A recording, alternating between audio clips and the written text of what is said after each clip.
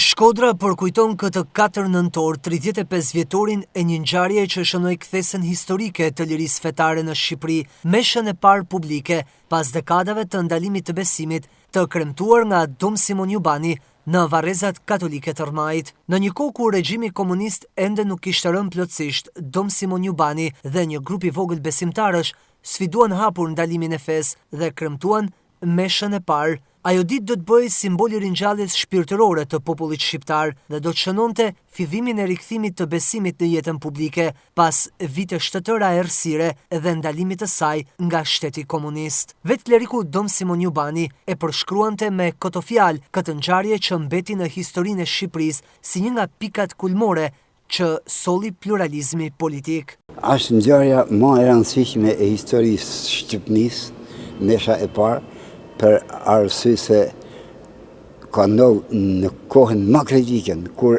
regjimi i Tiranës vritte rinin në kufi që merrte me ikë në afari shqiptar, populli katolik dhe musliman sulmoshin në varrezat me shku me meshën e parë.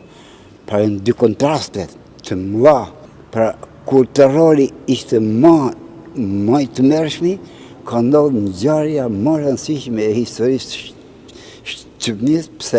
pse mesha e parë përpruni liritë e fesë. E liritë e fesë janë baza e demokracisë. Baza e demokracisë, liria e parë është feja. Feja prodhon vlera, kurse politika prodhon antivlera. Me suprimu fen ishte